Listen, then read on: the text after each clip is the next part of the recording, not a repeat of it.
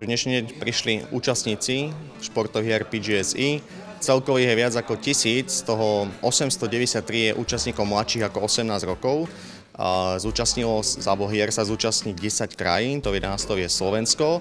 Možno také zaujímavosti sú, že celkovo počet miest, ktoré reprezentujú títo športovci, je 36. Také známe mestá sú Rím, Valencia, Turín, Varšava, Praha, Záhreb, Ljubljana a ďalšie mnohé iné. Rozhodli sme sa zorganizovať tieto hry na Slovensku tento rok kvôli tomu, lebo práve tento rok oslavujeme 90 rokov prítomnosti Salesianov na Slovensku.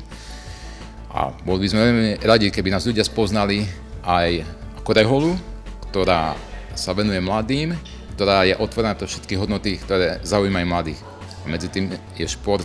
Snažíme sa z nich vychovať dobrých kresťanov a statočných občanov a používame všetky prostriedky k tomu, ktoré sú dobré, vhodné, ktorých mladých zaujímajú. Páči sa mi táto akcia jednak, že športujú mladí ľudia, športujú kresťania, prídu na Slovensko dokonca, takže pre mňa je to úplne také, že wow, a som samozrejme hneď súhlasila. Som tu, lebo uznávam salesiansku myšlienku a keď sa spojí so športom, tak o to viac.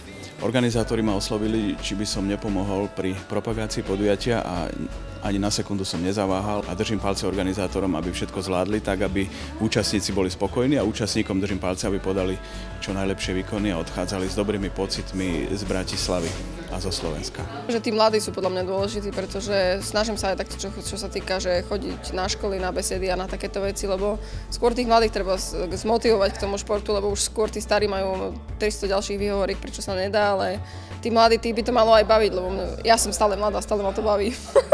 Je jasné, že mladí ľudia dnes potrebujú motiváciu, potrebujú ponuku programovú, aby využívali svoj voľný čas. A ideálny prostriedok na to je šport. A keď sa to ešte spojí aj s duchovnými aktivitami a s rozmýšľaním o tom, prečo vlastne žijem a čo tu robím, tak myslím si, že to je tá ideálna kombinácia. A aj mnohí vrcholoví športovci radi sa vracajú k svojim základom, k svojmu duchovnému životu, k svojim rodinným koreňom a preto je ideálne spájať duchovno a šport.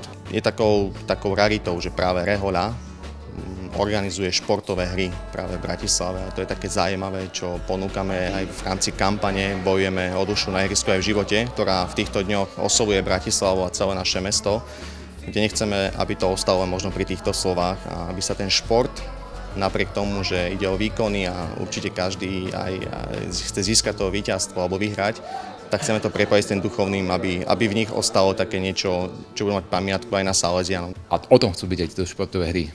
Ukázať verejnosti, širokej verejnosti ľuďom, že rehoľa, šport ide úplne dokopy, mladý, zábava, spoznanie sa navzájom, duchovný program ako úplne prirodzená súčasť nášho života.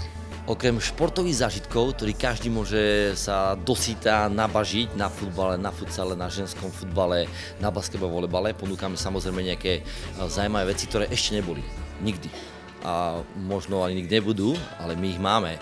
A to je športová dedina Valdoko, ako Domovsko chcel, kde ľudia môžu ísť na Wi-Fi, zahrať sa rôzne stolové hry bez stolov, zahrať sa florbal a ostatné iné aktivity.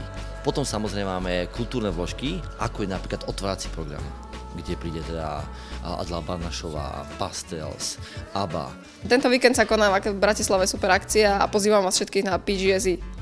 PGSI ešte na Slovensku nikdy nebolo. Je to unikátna príležitosť a preto by nebolo dobré ju prepásť. Takže pozývam všetkých. Príďte povzbudiť nielen slovenské týmy, ale všetky, tak aby nezabudli na Slovensko, aby sa možno niektorí vrátili, ale najmä, aby sa slovenským týmom darilo a na to potrebujú vašu podporu.